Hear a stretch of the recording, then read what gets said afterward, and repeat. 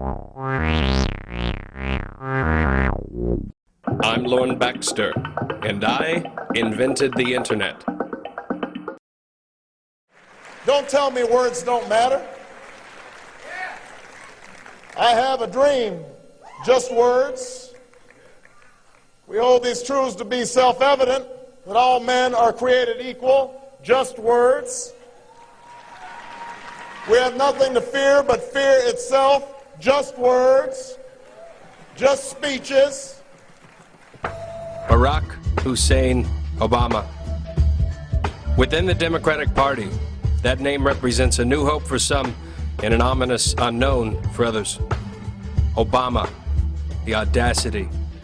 A junior senator who aspires to lead the most powerful nation in the world. His name alone has created major divisions in the political landscape. Barack Hussein Obama. Will face in 2008. There you go. Why don't we just ask Osama bin Laden? I said Osama Obama. Obama, what is since he won by such a big amount. Then they get President B. Hussein Obama in there, and he has massive majorities in the House and Senate. So why do you keep saying B. Hussein Obama? Well, that's his name. But what's in a name? For many, his name does raise the question. When we are at war with Islamic terrorism, can Americans elect a man with not one, not two, but three Islamic names? It's shocking that he's probably going to be our next president, President Hussein. Barack's good looks and charisma have drawn the support of numerous young people and the bulk of the liberal entertainment establishment. Yes, we can. It's an opportunity. But how much do people know about the man National Journal voted the most liberal senator in Congress for 2007? Without researching, very little is known about Obama's background. But when an individual is running for the office of the president, every aspect of their life must be scrutinized to safeguard not only our nation, but the world as a whole. These are the footnotes of interest from the life of Barack Hussein Obama. Fact: Obama's father is a Muslim from Kenya, and his mother a white American. Fact: Obama attended a Muslim school for 2 years in Jakarta, Indonesia. Fact: Obama has a vague voting record. Over 100 times you voted present instead of yes or no. Why would you over 100 times vote present? John, I mean, every one of us, you've criticized Hillary, you've criticized me for our votes. We've cast hundreds and hundreds of votes. What you're criticizing her for, by the way, you've done to us, which is you pick this vote and that vote out of the hundreds that we've cast. And all I'm saying is, what's fair is fair. And what if I had just not shown up? What if I had just not shown up to vote on things that really matter to this country?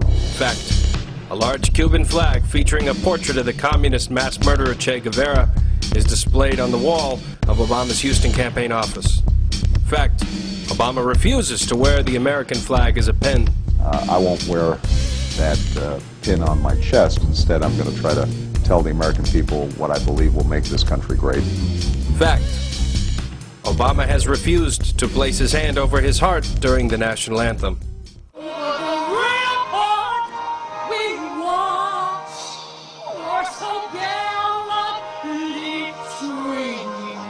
Fact: Obama has attended Chicago's United Trinity Church of Christ for over 20 years. This pastor has been Reverend Jeremiah Wright, the man who performed the Obama's marriage ceremony, and the man Obama credits for the title of his book, The Audacity of Hope. I don't think that my church is actually particularly controversial. Fact: Obama's wife Michelle implied that she hadn't been proud of her country until Barack started leading in the race. First time in my adult life, I am proud of my country because it feels like hope is finally making a comeback. For the first time in my adult life, I am proud of my country. The pastor of Obama's church, Reverend Jeremiah Wright, was described by Obama as his spiritual mentor. Spiritual mentor is no small title. If Obama aspires to become the President of the United States, then isn't it fair to ask what he has been learning from this mentor for over 20 years? Barack knows what it means to be a black man living in a country and a culture that is controlled by rich white people. The government lied about inventing the HIV virus as a means of genocide against people of color, passing passes a three-strike law and then wants us to sing God Bless America? No, no, no. Not God Bless America. God damn America that's in the Bible for killing innocent people. God damn America for treating us citizens as less than human. God damn America. Senator Obama, I want to begin by asking you about Don Imus. You have condemned his remarks about the women's basketball team at Rutgers. Let me ask you pointedly, do you think he should be fired?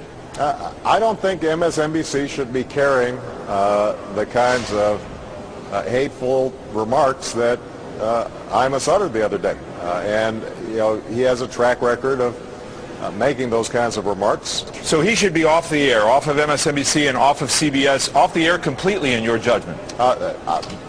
Ultimately, you guys are going to have to make that view. He would not be working for me. In recent news, Barack Obama has come under fire for his association with Reverend Jeremiah Wright. Do you repudiate the man? Do you repudiate the comments? Do you repudiate both? No, I would not repudiate the man. As I said, this is somebody who I have known for 17 years. Although Reverend Wright has been encouraged to avoid interviews, he did make a brief appearance on Fox's Hannity and Combs. He doesn't know anything more about theology than I know about brain surgery, so for him to speak... Here's my point. No, let me finish. No, here's my point to you. If you're not going to talk about theology in context, if you're not going to talk about liberation theology that came out of the 60s, systematized black liberation theology that started with Jim Cone in 1968, Reverend, and the writings of Cone and the writings of Dwight Hopkins and the writings of womanist theologians and Asian theologians and Hispanic theologians. Reverend, I gotta get this in. Then you can't talk about the black values. But I'm going to tell you this. Listen, do you know liberation theology, sir? Reverend, do you know liberation theology? I actually studied.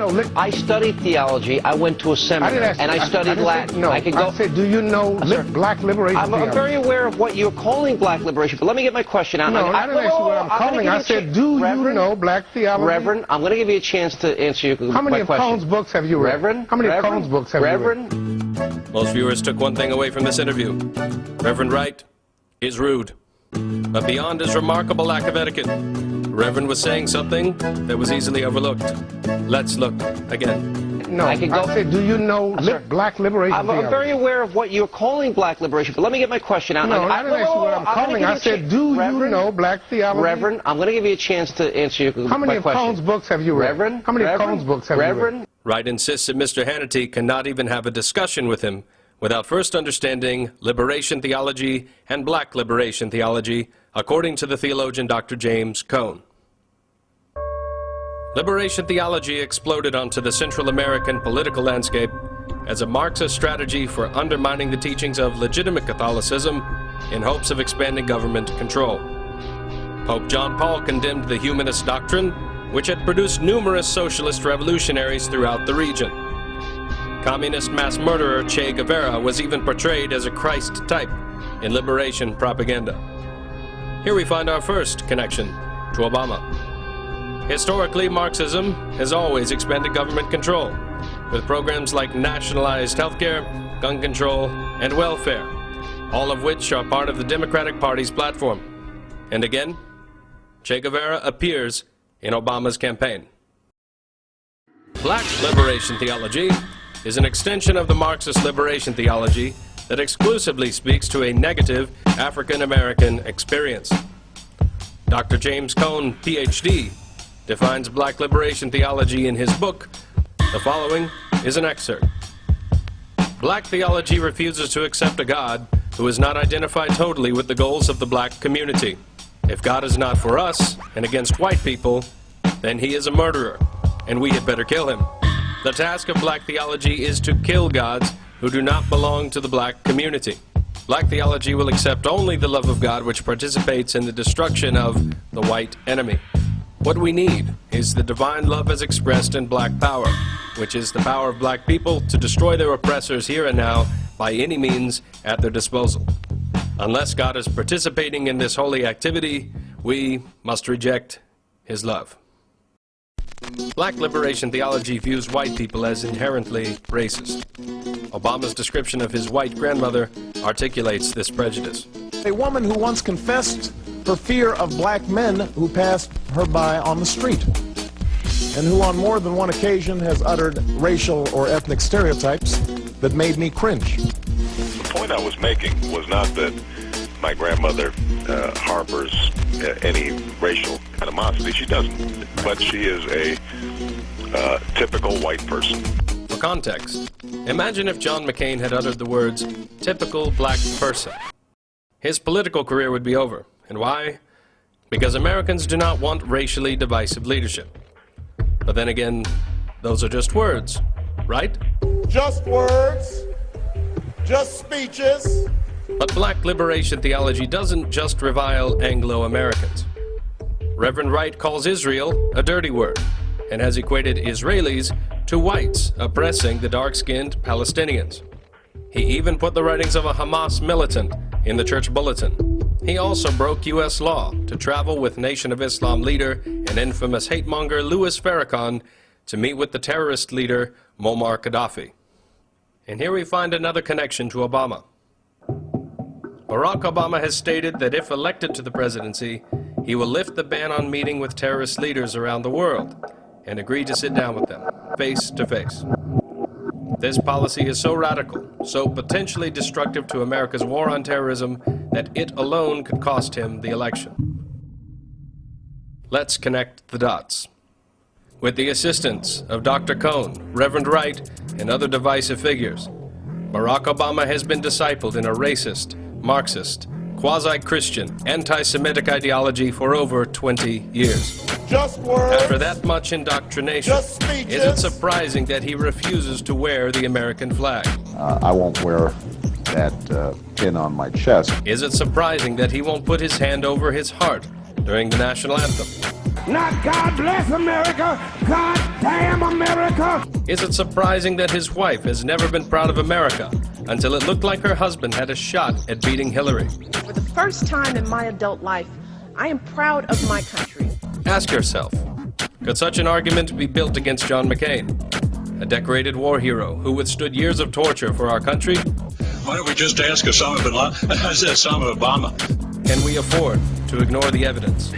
Yes, we can. Can Democrats expect Americans to elect a man who disrespects our national anthem? Yes, we can. Can Democrats convince Americans that you don't have to love this country to run it? Yes, we can. Can Obama refuse to disown Jeremiah Wright and still expect the support of Americans? Yes, we can. I'm Lorne Baxter, and I invented the Internet.